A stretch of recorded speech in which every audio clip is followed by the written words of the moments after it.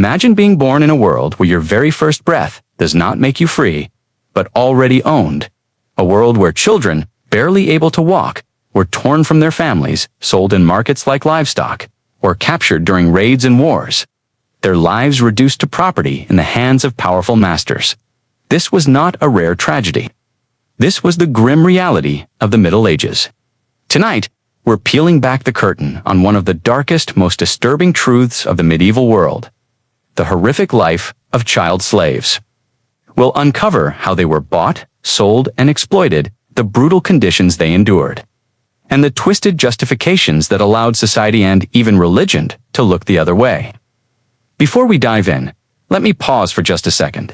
If you're refascinated by the darkest and strangest sides of history, the secrets most textbooks never mention, then make sure to subscribe to Past of Medieval and turn on the bell icon. It helps this channel grow and ensures you never miss our journey into the shadows of the past. Now, back to our story. The medieval world was built on hierarchous lords, knights, peasants, but beneath even the peasants was another class, hidden and voiceless: slaves, and among them, children were some of the most vulnerable. They were seen as valuable commodities because they were young, could be molded, and had entire lifetimes of labor ahead of them. From the bustling slave markets of the Mediterranean to the shadowy corners of European villages, children were exchanged for coins, livestock, or simply as political favors. To us, this seems unimaginable. How could a society that also built cathedrals and worshipped the image of innocence in the Christ child allow children to suffer such a fate? But to medieval eyes, slavery wasn't just accepted, it was woven into the fabric of life. Captured during wars, kidnapped by raiders, or even sold by their own starving parents, children entered a world where they had no say, no rights, and no hope. Once in slavery, their fate depended on their master. Some were used as domestic servants, forced to scrub floors, carry water, and obey without question. Others were sent to the fields, breaking their backs in harsh labor from sunrise to sunset. And for many, especially young girls, slavery took on a darker, more horrifying meaning, as they became objects of exploitation. In this video, we're going to uncover their stories, not the stories of kings, knights, or queens, but of those who lived in the shadows. Children whose suffering was ignored, but whose pain reveals the true cruelty of the medieval age. So settle in, because the journey ahead is disturbing, emotional, and haunting. And once you know these truths, you'll never see the Middle Ages the same way again. So how did children, nascent, powerless, and fragile, end up in chains during the medieval period? The answer lies in a brutal web of war, poverty, and betrayal. The most common path to slavery was war. In the Middle Ages, conflict wasn't just about conquering land. It was also about human spoils. Armies that swept through enemy territory often took more than gold and food. They took people, and children were especially prized. They were easier to transport, less likely to resist, and could be shaped into obedient servants. A victorious army might burn villages, kill the men, and round up women and children for the slave markets. Consider the Viking raids. From the 8th to the 11th century, Viking longships terrorized coasts across England, Ireland, and continental Europe. They weren't just after silver or churches filled with relics, they were after people. Children were captured by the dozens and taken across the seas to be sold in markets in Dublin, York, or even far away in the Middle East. Imagine a terrified 10-year-old snatched from their home, unable to understand the language of their captors, suddenly thrust into a world where they were merchandise. But it wasn't only foreign invaders. Sometimes the betrayal came from within. Poverty was a constant shadow in medieval life, and in desperate times, families sometimes sold their own children into slavery. To us, this sounds unthinkable. But when famine struck, or when debts grew too large, parents were forced to make horrifying choices. A child might be given to a wealthy landowner as a servant in exchange for bread to keep the rest of the family alive. For the parents, it was survival. For the child, it was a life sentence. Religious justification also played a role. The medieval church, despite preaching charity and love, allowed slavery to persist under certain conditions. For example, it was considered acceptable to enslave non-Christians captured during holy wars or raids. That meant children born in pagan or Muslim lands could legally be taken and sold to Christian masters. In their twisted logic, enslaving a child was not only profitable, it was a way to save their soul. And then there was the silent, insidious crime of kidnapping. Slave traders, men who profited from human miseries, sometimes lurked on roads or near villages, waiting for children who wandered too far from home. These children would vanish, never to return, carried off to markets where no one asked questions.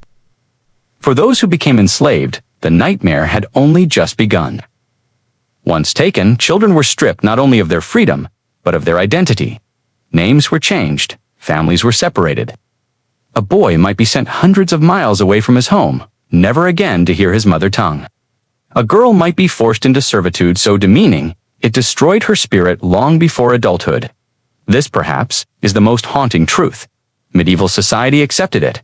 Neighbors might see a child servant in a lord's household and think nothing of it. Buyers and sellers haggled over the price of children as if they were sacks of grain. And behind every transaction was the silent suffering of the child, unable to resist, unable to escape. In the next stage of their grim journey, these children would learn what it truly meant to live as a slave: obedience, without question, labor without end, and punishment without mercy. Their days were consumed not with play or learning, but with survival, in a world where kindness was rare and cruelty was constant. Imagine for a moment the daily reality of a medieval child slave. While free children might wake to the sound of church bells calling them to morning prayers, or the bustle of a village beginning its day, enslaved children woke not to freedom, but to duty. From the moment the sun rose, their lives belonged to someone else. A boy of 8 or 9 might be forced into backbreaking labor on a lord's estate. His small hands would grip tools far too large for his frame, blistering as he tilled fields or hauled firewood. His shoulders would ache from carrying heavy buckets of water, sometimes walking miles from the nearest well. And unlike free peasants, who might at least return to their families in the evening, these children had no comfort waiting for them. Girls, meanwhile, often found themselves trapped in the suffocating world of domestic service. They scrubbed floors until their fingers cracked, spun thread until their arms grew sore, and prepared food they would never taste. For many, the tasks went far beyond housework. Some were forced into roles far darker, serving the pleasures of masters or their guests. These unspoken abuses were a grim reality in many households, cloaked in silence and shame. The living conditions of these children were as bleak as their work. Rarely were they given a proper bed. A straw mat in a cold corner of the kitchen or barn might be the only place they could rest. Their clothes were rags cast-offs from their owners. Meals, if given at all, were scraps, a crust of bread, a thin soup, or the bones left after the family had eaten. Malnourishment left many of them weak, stunted, and sickly. And then there was discipline. For a child slave, mistakes weren't met with gentle correction. They were met with pain. A spilled bucket, a dropped plate, a moment of exhaustion could bring the lash of a whip, the sting of a rod, or worse. Beatings were not rare but routine, used to enforce obedience through terror. Some children were branded to mark them as property, ensuring they could never escape or be mistaken for free. Perhaps the most crushing aspect was the absence of hope. Free children, no matter how poor, might dream of one day becoming apprentices, joining a guild, or marrying into a better life. A slave child had no such dreams. Their future was predetermined, service until death, unless by some rare miracle they were freed, and such miracles were few. But amidst this bleakness, there were glimmers of humanity. Some masters, though harsh, treated their child slaves with a measure of care, if only to preserve their usefulness. A kind servant or fellow slave might offer a stolen crust of bread, a whispered word of comfort, or a lullaby from a shared homeland. These small acts of compassion could mean the difference between despair and survival. Still, survival was never guaranteed. Disease swept through crowded slave quarters, taking children whose weakened bodies couldn't resist infection. Winters were brutal, with frostbite and hunger claiming lives before they ever reached adulthood, and always hanging over them was the awareness that they were alone disconnected from their families, their culture, and their freedom. This was not just life, it was existence stripped of dignity. A world where laughter was rare, where childhood itself was stolen. And yet, within these children burned the same spark that lives in all humans. The will to endure, to survive, and, in the rarest of cases, to escape. But escape was nearly impossible, guarded, watched, and marked as property. child slaves faced insurmountable odds. Still, some tried, and the punishments for failure were among the cruelest horrors of the medieval age. If the life of a medieval child slave was already defined by hardship, the prospect of escape added a new layer of terror. To run away was to defy the very system that claimed ownership of their bodies and souls. But some children, too desperate, too broken, too determined, still tried. For many, it wasn't a calculated decision, but a moment of pure survival. Perhaps a boy, after yet another brutal beating, saw the night as his only chance. Or a girl, weary from endless abuse, dreamed of slipping away into the forests beyond the manor walls. Yet for every child who dared to flee, there were countless more who watched in silence, too afraid of the consequences. Because the consequences were designed to be horrifying. If caught, runaway child slaves faced punishments so severe, they served as public warnings. Whippings were common, delivered not in secret, but in front of others to instill fear. Masters wanted all slaves, especially children, to know that escape wasn't just forbidden, it was unforgivable. Some were shackled with heavy iron collars, often inscribed with their master's name. These collars marked them permanently, humiliating them and ensuring no one could mistake them for free. Others were forced to wear chains even while they worked, a constant reminder of their failed defiance. And in the darkest cases, mutilation was used as punishment.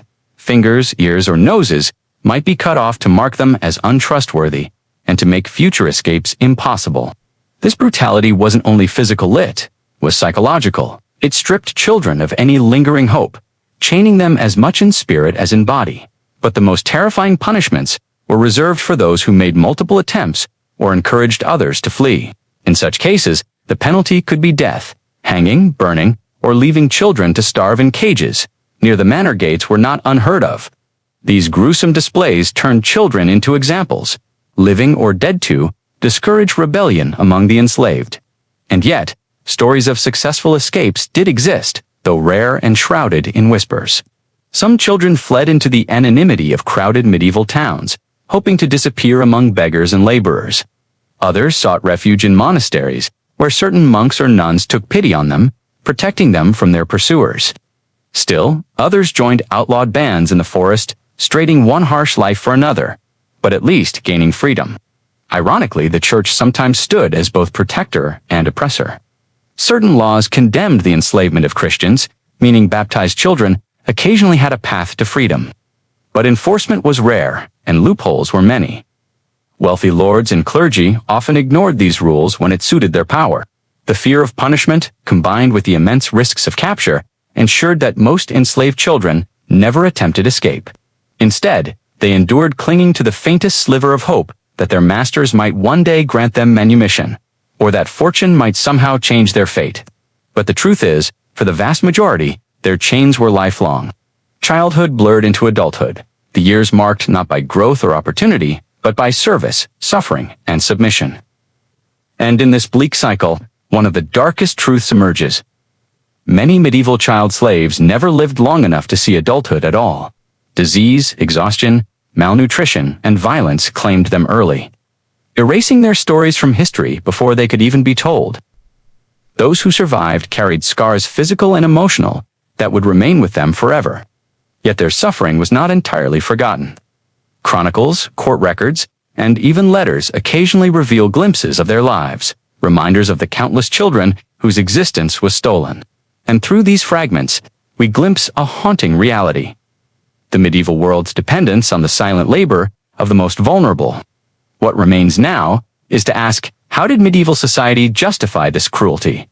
How could a world so obsessed with religion and morality reconcile the enslavement and abuse of children with its supposed devotion to God? To understand how such cruelty could thrive in a world steeped in Christianity, we have to look at the strange contradictions of medieval morality. On the surface, medieval Europe was built on faith, charity, and the belief that every soul was precious before God. But in practice, the church and society found countless ways to justify the enslavement, even the abuse of children. One of the most common arguments was divine punishment. Many believed slavery was a curse handed down from God, rooted in the biblical story of Noah and his son Ham. According to twisted medieval interpretations, some people were destined to be servants because their ancestors were cursed. This narrative provided a convenient excuse for lords, merchants, and even priests to enslave children. They claimed it was simply their fate, ordained by heaven. Another justification came through the concept of original sin. Since every child was born a sinner, some theologians argued that suffering was part of their purification. Imagine the horror. A beaten or starving child was seen not as a victim, but as someone being cleansed of sin through pain. To those in power, this made exploitation not only acceptable but, in their eyes, spiritually beneficial. The church also exploited the idea of servitude as salvation. Children born into slavery were told their obedience could win them God's favor, while rebellion or escape would condemn them. Priests preached that enduring suffering patiently was a holy act, comparing enslaved children to biblical martyrs. This twisted promise of eternal reward became another chain, binding children to lives of misery with the false hope of heavenly freedom. But it wasn't only religion, it was economics. Medieval society depended on forced labor. Wealthy landowners needed workers to maintain their estates, especially after plagues and famines decimated populations. Enslaved children provided cheap, expendable labor.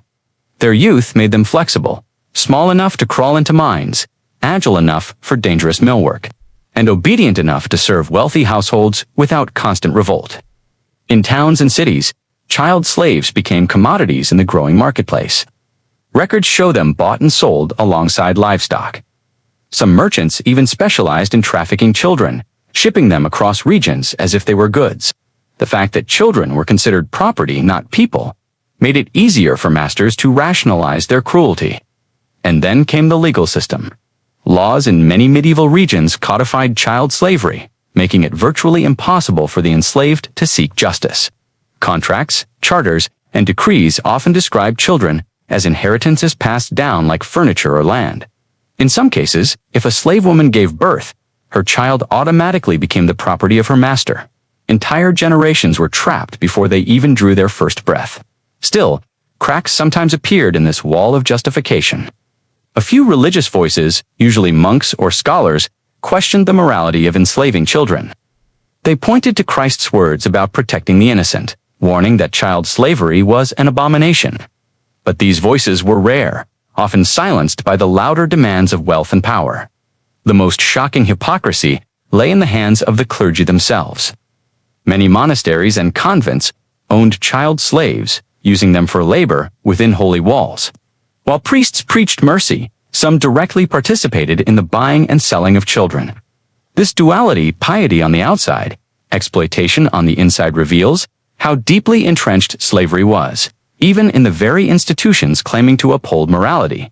And perhaps most disturbing of all was the way society normalized it. Villagers, nobles, and clergy alike accepted the sight of enslaved children as ordinary.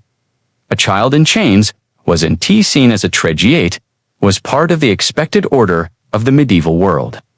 But beneath these layers of religious, legal, and economic justifications lay the undeniable truth.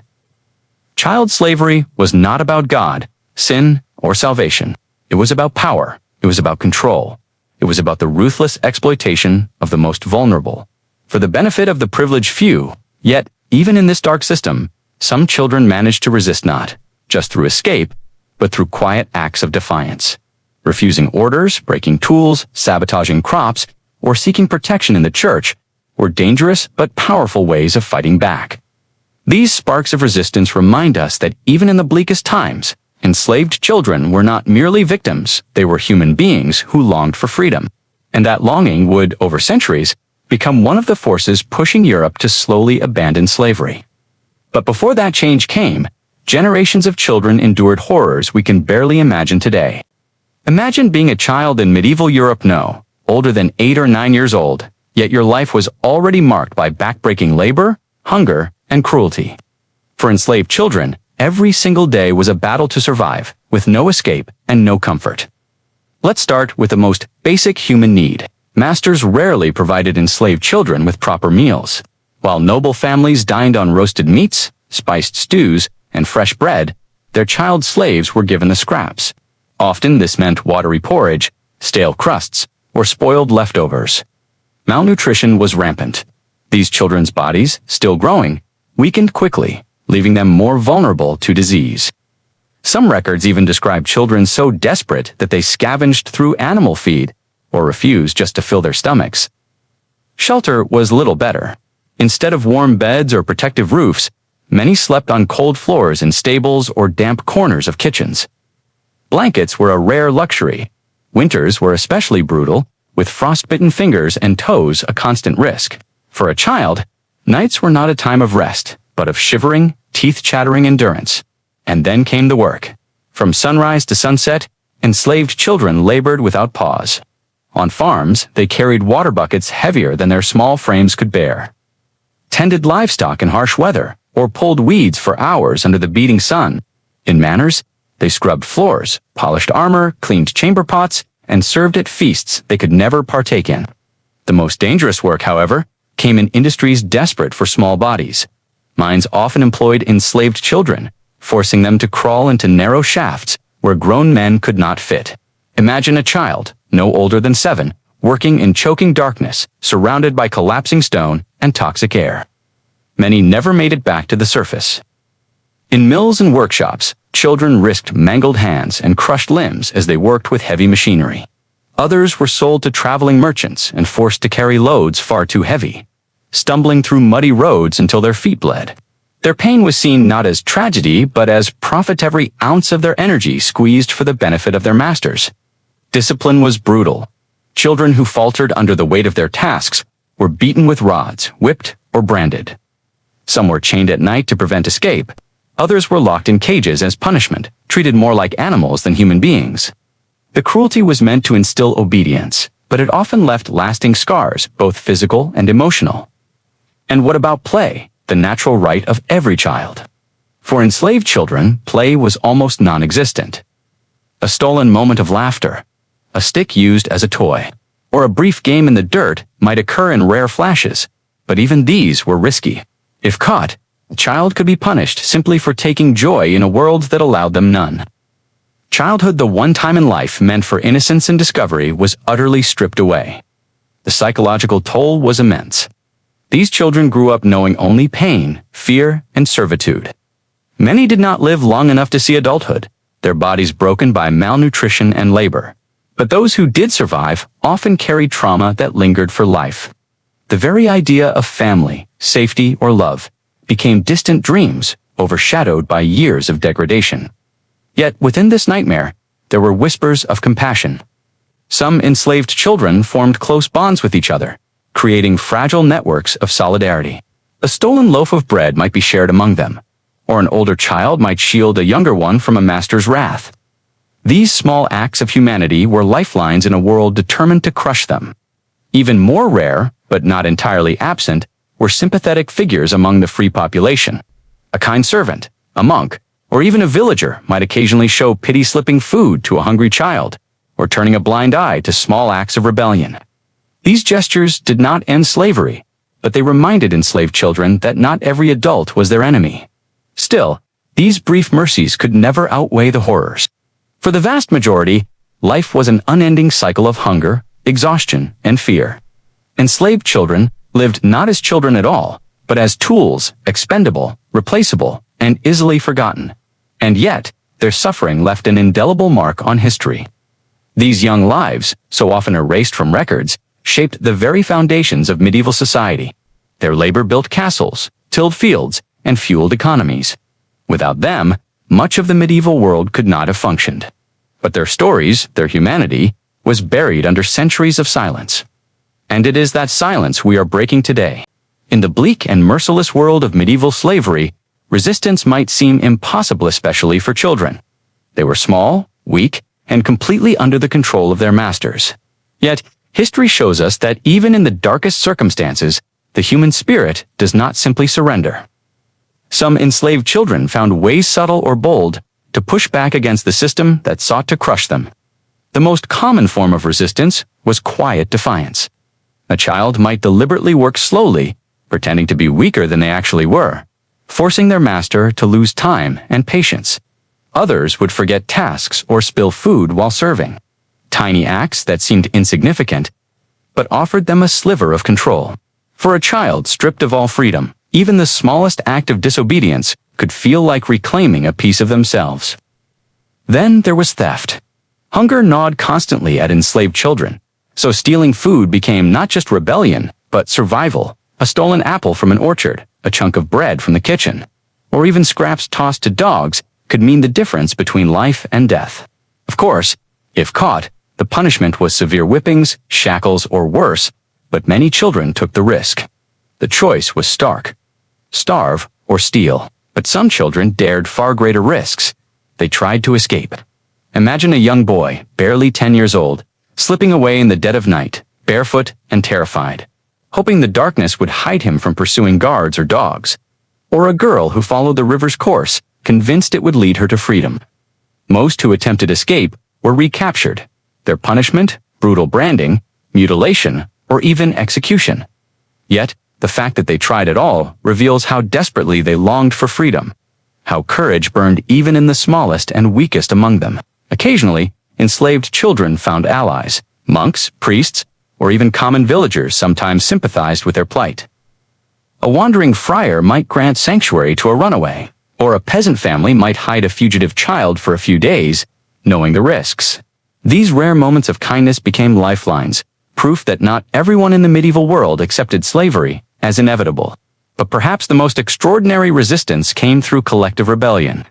Historical accounts, though rare, describe instances where enslaved people, including children, rose up together. In some Italian cities, where domestic slavery was common, groups of enslaved youths would plan coordinated escapes. In other regions, enslaved children joined adult uprisings, throwing stones, sabotaging tools, or setting fire to barns in desperate attempts to disrupt their master's power. Of course, most of these rebellions failed. The medieval system of slavery was ruthless, and masters responded with overwhelming violence to crush any sign of resistance. Yet, the very existence of these acts proves something profound. Enslaved children, despite their suffering, refused to be entirely broken. They fought, in whatever small or great ways they could. There were even rare cases of children who managed to win freedom. Some escaped long enough to vanish into another town or city, where they might disguise themselves as apprentices or servants.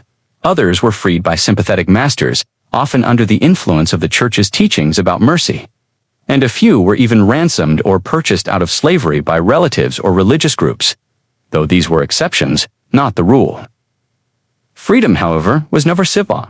A child who escaped had to survive in a harsh world with no family, no support, and no legal protection. They might be captured again and forced back into servitude. Or, if lucky, they might slowly carve out a place for themselves, perhaps as a beggar, perhaps as a laborer, or perhaps blending into the lowest ranks of medieval society. It was survival, but at least it was their own. These stories of resistance were their small acts of defiance, daring escapes, or rare victories, remind us that even the youngest victims of medieval slavery were not merely passive sufferers. They were human beings with willpower, courage, and hope. They dreamed of freedom, and sometimes, against all odds, they reached for it. And yet for every child who escaped, thousands remained trapped. Their resistance may not have ended slavery, but it chipped away at the illusion that masters had total control. It showed that even in the most oppressive systems, humanity finds a way to fight back. The story of enslaved children in the medieval world does not end with their lifetimes. Their struggles, their pain, and even their resistance left an imprint on the societies that used them. When we look closely, we see how their existence shaped laws, religion, culture, and even the way later generations thought about freedom and morality. For example, the church's uneasy relationship with slavery often came into sharper focus when children were involved, while some priests defended slavery as a natural part of society. Others were deeply troubled by the sight of children being bought and sold like livestock. Sermons, letters, and even papal decrees occasionally condemned the enslavement of Christians or the abuse of young captives, but hypocrisy ran deep. The same church that preached compassion often turned a blind eye when monasteries or bishops profited from child slaves. This contradiction would simmer for centuries, shaping debates about morality and exploitation. In legal codes, the suffering of children sometimes forced rulers to confront the brutality of slavery. A handful of medieval laws attempted to limit the treatment of enslaved children, restricting how young they could be taken, or promising punishment for masters who killed them. Yet, these laws were rarely enforced. Their existence, however, reveals that the image of a child in chains stirred something in people's consciences, something that even hardened rulers could not completely ignore. Culturally, the legacy of enslaved children crept into stories and folklore. Medieval ballads sometimes hinted at children torn from their families. Tales of orphans or lost boys and girls wandering the countryside often carried echoes of real histories of displacement and enslavement.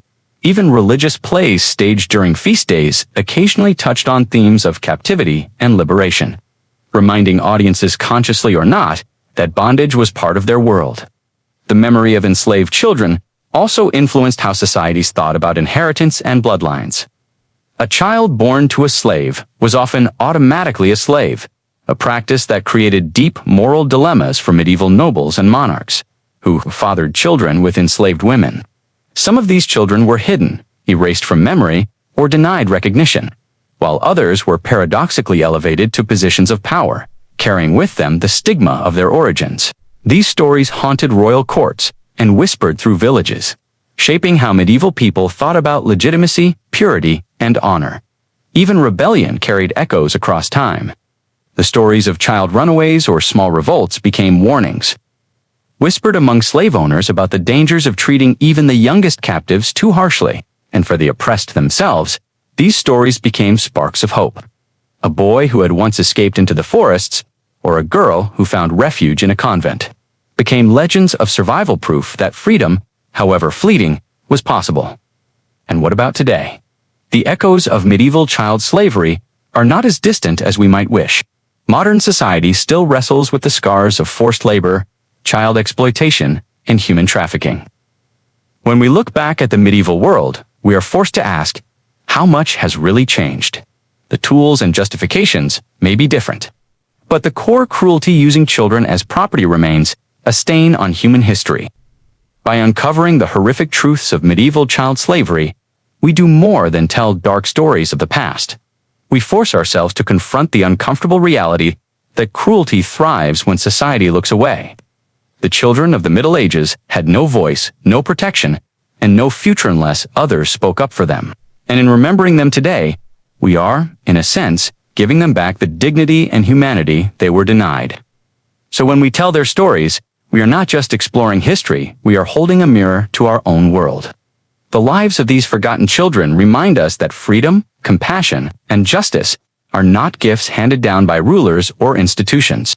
They are struggles fought for by the weak, the small, and the powerless, often at unimaginable cost. Their legacy is a silent question whispered through time. What will we do with the freedom they never had?